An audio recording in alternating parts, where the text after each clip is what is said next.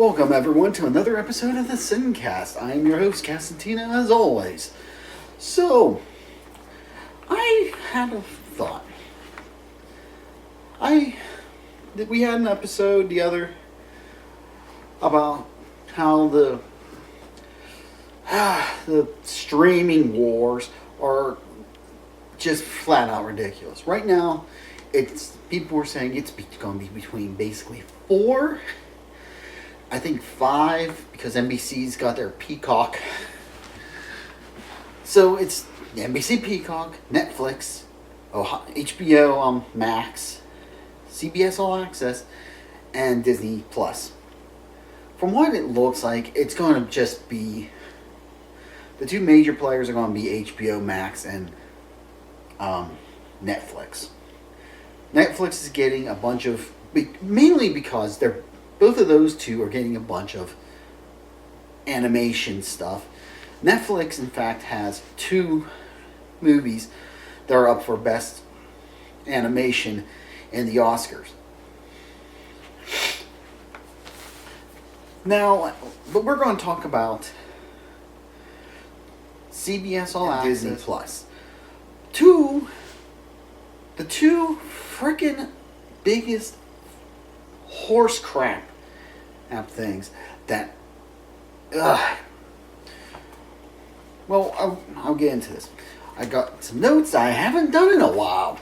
We're doing this. Heck, I'm doing more videos on the Fugly Couch again. Right? So let's get into this. So, what we're doing is we're basically comparing CBS All Access with Disney Plus. Mainly because the two are so similar in so many ways. Mainly that CBS All Access, let's get this straight out. CBS All Access is the legacy brainchild of Les Moonves, a complete freaking idiot who was so self-absorbed that he didn't really give a damn or have a clue on what he was doing. And Disney Plus, which is basically a legacy brainchild of Bobby Boy Iger. Bobby Boy, who is a self-centered, after a little bit of thought, I actually consider him Les Moonves 2.0. So let's see. Here we go. So let's get started, shall we? First of all, we are going to go with important IPs. So here's a big one. For Moonves and CBS started off recently. This actually came together, so it is now under one roof. But the IP was Star Trek. Star Trek had its audience. It had people that would watch the show and stuff. However, because Les Moonves couldn't tell the difference between between Star Trek and Star Wars, kind of like how he can tell a piece of turd coming out of his ass from his head, was basically allowed, along with Paramount, because Paramount hired Bad Robot and Jar Jar Abrams to do a movie. But he wouldn't let JJ do what he wanted. He had to do 25% different. Thus why I call JJ Mr. 25% different. So he did it. JJ made a movie in 2009. Which was fine. I'm not a big Star Trek fan. My favorite movies in the Star Trek cinematic thing are 2 and 6. So if that tells you anything. He also would go on to do Into Darkness, which Christ. What a pile of crap.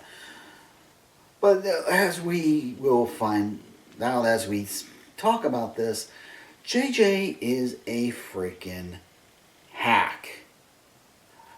Now, I don't care what other people do. If you have a different opinion of the guy, okay, fine. You're allowed your own opinions.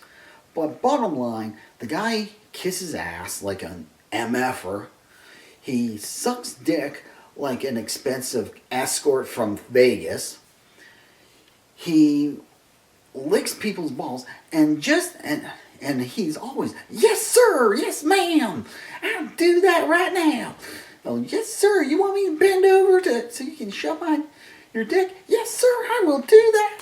Yeah, you want me to do this well, I wanted to do this in my movie. You want me to change it? Yes sir, great idea. He's a fucking yes man. Or as I call him, a bitch. He's a bitch. Alex Kurtzman is a bitch. What happens here?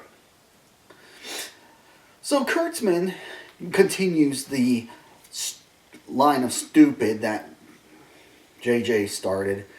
And the reason JJ left is because they wanted to sell, in order for them to keep Star Trek relevant, they needed to sell the old merchandise. He didn't want that because, I'm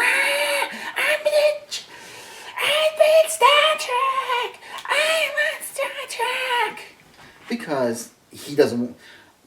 Another thing that JJ has and others, let's be honest, JJ Kurtzman, a lot of today's directors have, is this issue with they don't want to make their own shit. They want to take what other people have done and repurpose it and then claim it as their own.